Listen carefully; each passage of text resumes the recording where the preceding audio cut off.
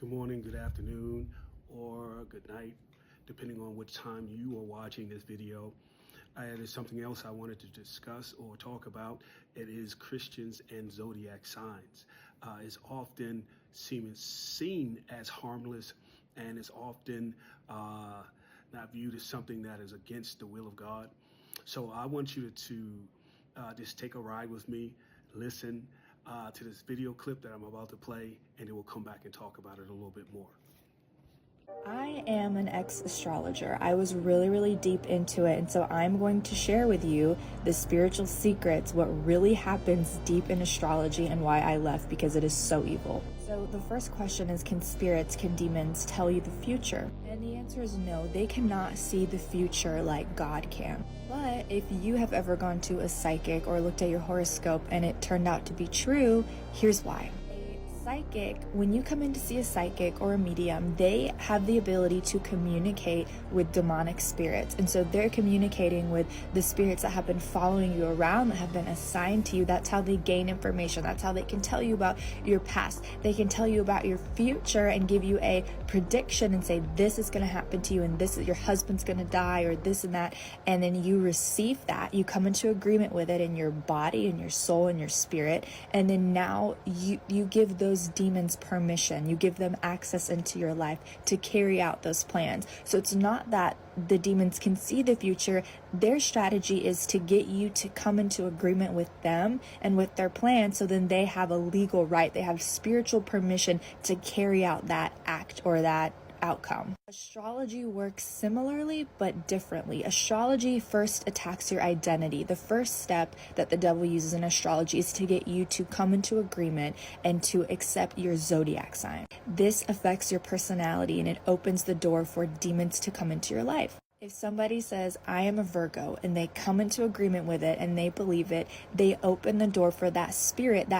Every zodiac sign is a spirit. There's a spirit of Virgo, there's a spirit of Aries, Sagittarius. There is a chief principality, there is a demon assigned to that. Again, I was in astrology, and as I was leaving, the Holy Spirit was revealing to me these things so I could get deliverance and so I could get free from it. So I'm sharing you spiritual secrets right now. So every zodiac sign, there is a spirit of zodiac sign, and there are a bunch of other spirits that work in the arsenal. For example, Virgo is known for OCD, for anxiety, for people pleasing, or social anxiety. And so all of those spirits, they come when you accept that Virgo spirit, you accept all those other little spirits that come in the gang with it, essentially. So now you've taken on that identity, you've given Virgo permission to prophesy, to speak into your life, and all of those demonic spirits attached to it now have free access to influence your personality, your mind, your spirit, all of those things. Divination comes in because once you have your personality, you want to know your future. You want to know what's going to happen. There's so much more left to say, so like this, so part 2 will pop up in your algorithm and in your feed, and follow for more spiritual tips.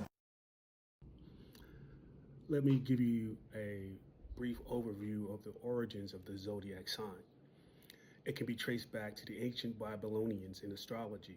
The Babylonians are credited with creating the concept of the zodiac signs around 2,500 years ago.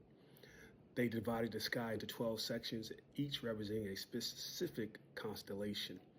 These constellations then associated with different periods of years based on the position of the sun. The Greeks later adopted the Babylonian zodiac and assigned each constellation to one of the 12 months of the year. The word zodiac itself comes from the Greek word zodiakos, kilos, meaning circle of animals. Over time, the zodiac sign became associated with personality traits and characteristics based on the perceived influence of the stars and planets on human behavior. Today, many people around the world still follow and believe in astrology and the influence of the zodiac signs in their lives. The Bible does not specifically mention or address the concept of zodiac signs as we understand them today. However, there are a few references in the Bible that touch on the broader topic of astrology, which is the belief of the celestial bodies and their positions can influence human affairs and natural phenomena.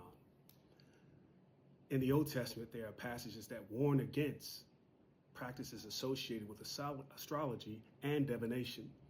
For example, Deuteronomy 18:10 through 12, NIV states, "Let no one be found among you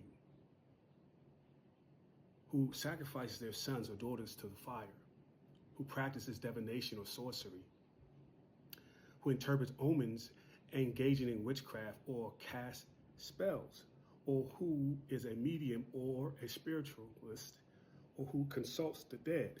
Anyone who does these things is detestable to the Lord." I want you to understand that astrology is real. It is a form of sorcery or a form of interpretations using stars. And I want to use some of the passages in the Bible. Yes, there are references to astrology in the Bible, particularly in the context of the story of Daniel, in the book of Daniel in the Old Testament. In the book of Daniel, the Babylonian king Nebuchadnezzar had a dream that troubled him, and he called upon the magicians, enchanters, sorcerers, and astrologers to interpret the dream for him. Daniel, who was among the wise men in Babylonia, was able to interpret the dream through divine revelation and wisdom from God. So he sought God for his wisdom and the interpretation. The others, the magicians, enchanters, sorcerers, and astrologers, tried to consult demons to get the interpretation of this dream. This story highlighted Daniel's faith in God's power and his ability to interpret dreams, contrasting to the perceived limitations of astrologers and magicians in the Babylonian court. While the Babylonians does not mention astrology in this context, it is important to note that overall messages of the story of Daniel emphasizes the power and the sovereignty of God over the earthly wisdom and human practices. The story does not endorse or promote the practice of astrology or divination.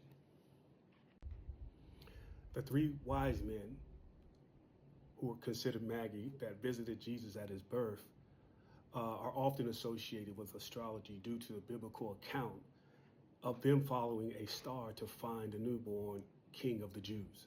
However, the Bible does not explicitly refer to the magis or the magicians as astrologers. The magi were likely scholars or wise men from the East who studied various fields of knowledge, including astronomy and possibly astrology. They observed a star in the sky that they believed signaled the birth of a significant ruler and traveler to Jerusalem to inquire about the newborn king. In the Gospel of Matthew, in the New Testament, the magi are described as following the star to Bethlehem, where they presented gifts to Jesus. The star is often referred as a star of Bethlehem.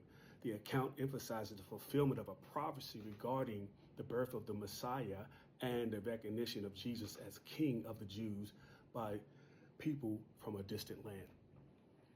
So here we have information concerning people using a star or astrology and other means other than the Holy Spirit to interpret or to use to find the future of information and things that affect people and affairs of this world. So I would say that if we're not using the Holy Spirit, we're not using God's knowledge, wisdom, and understanding, we're using something other than that to read the stars and get the information to our future. God is the only one who has the ability to give us information concerning us in our future. So lastly, I just would like to wrap this up. And, it's not a witch hunt, but it's just information. It's the small foxes that destroys the vines. A lot of times we've given the enemy or demonic forces opportunities to operate in our lives, and we're unaware of this. And I haven't been taught this in a formal setting, but I would like for you to think about it, pray about it, and consider what's happening in your life. I hope you learned something. If you enjoyed it, if you thought I did a good job, please like it and drop a comment.